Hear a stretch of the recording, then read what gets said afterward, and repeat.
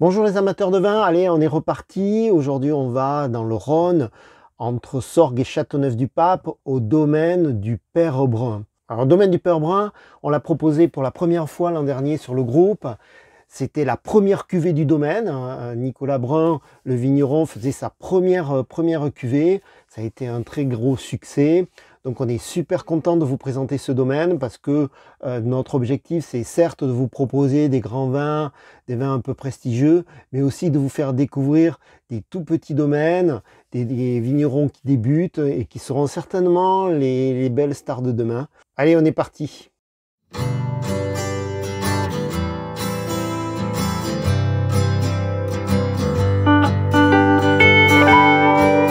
Voilà, donc on est aujourd'hui avec Nicolas Brun, au domaine du Père Brun.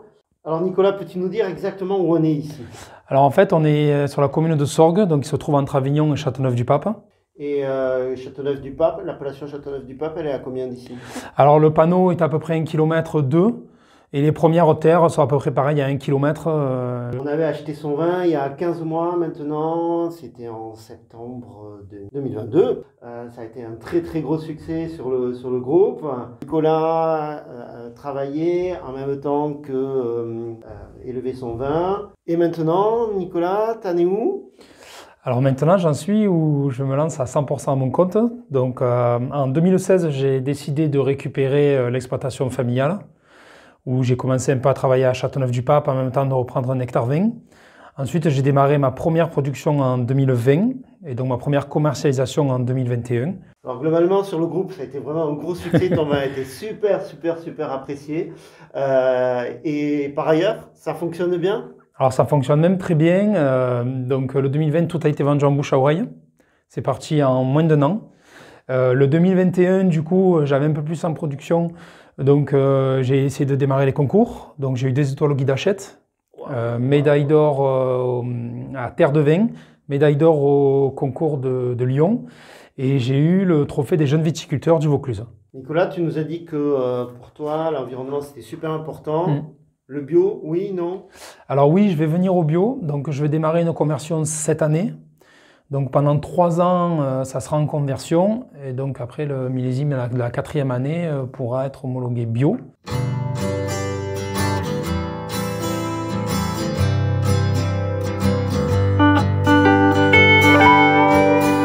Donc là, on est vraiment sur le terroir typique, Châteauneuf-du-Pape. Donc tout est en galets. Ouais, c'est vraiment du gros galet, hein.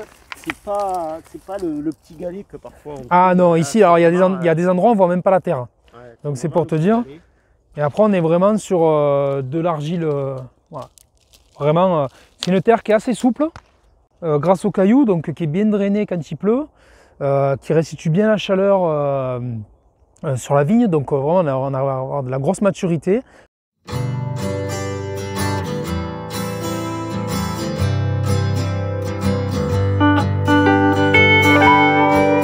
Des vignes. Ici, elles ont été plantées en 80, donc elles ont une quarantaine d'années. Après, on a les Syrah là-bas, ils ont été plantés en 92. Après, j'ai replanté quasiment 2 hectares depuis 7 ans, donc entre 7 et 4 ans. Ouais.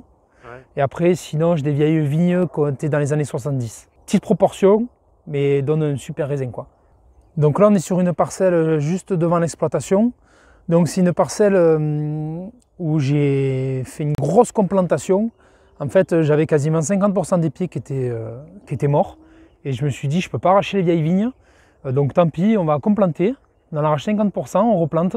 Alors d'habitude, quand il manque plus de 30%, on arrache tout. D'accord. Mais moi, si tu veux, j'avais vraiment envie de conserver. Il faut juste qu'on travaille un peu comme travaillaient nos anciens. C'est-à-dire qu'il faut écouter la nature, en rajoutant ce petit côté biodiversité. Et j'essaye toujours de rabattre les vignes. Alors mes vendangeurs, ils ne sont pas contents parce que du coup, les vignes sont plutôt basses. Parce qu'en fait, le but, c'est déjà de 1, ça évite de passer du temps à mettre des piquets pour les attacher, qu'elles se cassent. Et je fais des vignes très concentrées. Donc pour le Mistral, c'est mieux et elles tiennent mieux, quoi.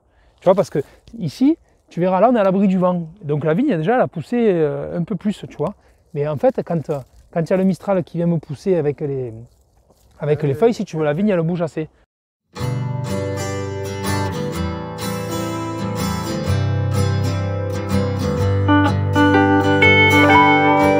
Ça c'est le rouge. Ça c'est le rouge. 2022, super millésime, non? Oui. Alors c'était une bonne année parce que je n'ai fait entre guillemets qu'un seul traitement. Ouais. Donc vraiment, tu te dis, c'est une année parfaite, pas de maladie. Par contre, il a fait très chaud. Donc j'ai dû un peu plus accentuer sur l'arrosage pour essayer de pas avoir un millésime qui est hyper serré. Mais on a un rendement moyen, mais très qualitatif. Pas de maladie, des rafles bien mûres, des beaux raisins, mais on fait des vins plus concentrés. D'accord. Et un Mourvèdre du coup qui arrivait à maturité plus rapidement, que j'ai dû vendanger de suite après mes grenaches. Alors que d'habitude j'attends toujours quelques jours. Et on est sur un vin à 14,5 quand même. Super nez, vraiment sur la réglisse et de la cerise. C'est quelque chose toujours de très soyeux, très léger. On ne sent pas du tout le côté alcool. Non, il est bien fondu. Ouais, très fondu. Ça a pris de la complexité par rapport à la dernière fois avec des notes de réglisse aussi. Mais on garde cette trame très frais. C'est vraiment très gourmand. Et tu vois, quand je fais des dégustations avec d'autres vignerons, parce qu'ils me disent mais tu vinifies comment du coup? Je leur explique un peu l'histoire, la cave, tout ça, et je dis j'y rafle pas. Et ils sont tous dingues, ils me disent quoi, tu rafles pas? C'est pas possible. Je dis mais si, c'est possible. En fait, on a tous pris l'habitude de faire un peu comme tout le monde, se dire si lui il rafle, moi j'ai rafle, si lui il fait ça, moi je fais ça. Et en fait, on a peut-être perdu un peu son identité. Et moi j'essaye vraiment j'ai travaillé en bio, j'ai travaillé en biodynamie, je travaille chez moi. En fait, le but, j'ai pris un peu tout ce qui me plaît ailleurs, avec ce qu'on faisait ici, et le but c'est de faire un peu ce que j'ai envie de faire et de mixer. Après, ça plaît ou ça plaît pas, ça c'est un peu la vie de tout le monde, mais j'essaye vraiment de faire un vin comme moi j'ai envie de faire, et tu vois, pas comme le marché a besoin.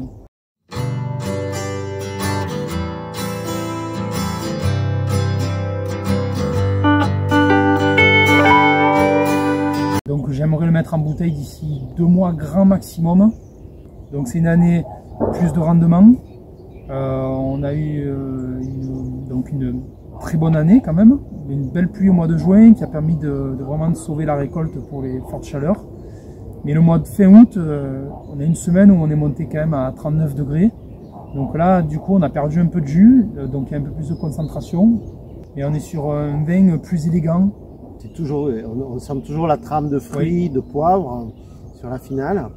Ça reste très élégant, toujours avec des arômes de cerises. On sent bien la syrah, je trouve. Il y a les notes de mûre qui arrivent en fin de bouche, qui sont extrêmement sympas parce que ça fait du coup un vin complexe sur le fruit.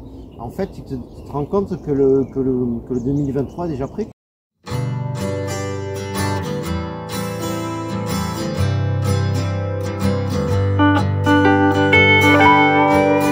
C'est la surprise, ça je veux que tu goûtes et que tu me dises ton ressenti. Alors là il y a une concentration beaucoup plus importante, mais c'est rond, toujours la finale très épicée, on sent encore plus le fruit, très concentré en cerise.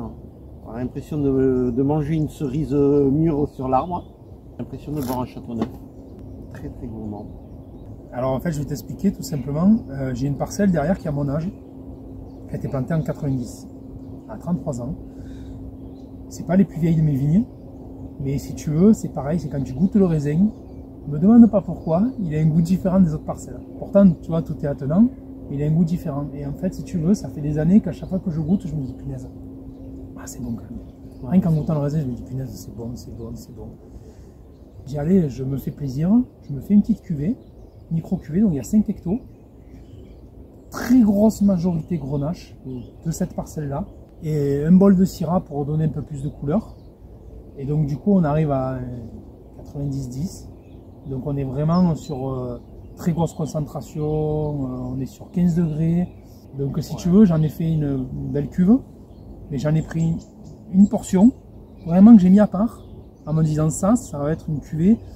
Donc 5 hectos, c'est pas énorme, hein, ça fait un peu moins de 800 bouteilles, où je me dis étiquette numérotée, tu vois ce que je veux te dire. Le but c'est vraiment de monter en qualité. Et je me suis fait une micro cuvée en me disant je me fais plaisir, je teste. Ça, tu as l'impression de boire un Châteauneuf. Hein. On sera moins cher. Mais ça, tu nous en réserves hein, pour notre groupe, ça sera sympa. Mais c'est vraiment, oui, ça sera vraiment très gourmand. Ça sera vraiment que sur réservation.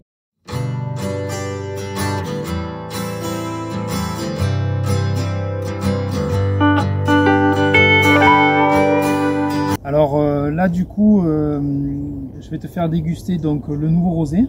D'accord, c'est nouveau ça? Alors c'est nouveau, c'est le... En fait, cette année, je me suis lancé, je me suis dit, il faut que je fasse un rosé, il y a eu la quantité, et je me suis dit, allez, on va essayer de faire un rosé fun. Donc en fait, c'est un rosé, c'est vraiment c'est le premier jus qui sort du raisin. Vraiment, donc en fait, ce que j'ai fait, c'est que j'ai envoyé dans ma cuve béton, ouais. Et j'ai directement soutiré dans une cuve inox. Donc c'est ce qu'on appelle un rosé de saignée? Un rosé de saignée, mais vraiment le premier jus, vraiment, que ça presse pas vraiment, quoi. D'accord. Et donc c'est à proportion, c'est Grenache Mourvèdre. Ouais. Et donc ça a été le test, et en fait je suis pas déçu parce que j'ai des super retours, les gens sont ravis, donc c'est très bonbon, t'as une salinité et la rondeur fait que ça te fait saliver à la fin. Il y a un super nez déjà, des notes un peu d'orange sans goût. Vinifié entièrement avec des produits utilisables en agriculture biologique. Alors je trouve qu'on a vraiment avec un beau rosé avec de la fraîcheur. Vraiment un rosé très sympa pour l'été, ça. Mais je suis pas sûr de tenir jusqu'à l'été. Parce que j'en ai déjà une bonne partie qui est réservée. Ouais. Et après, si ça intéresse pour ton site, ça sera qu'une seule commande.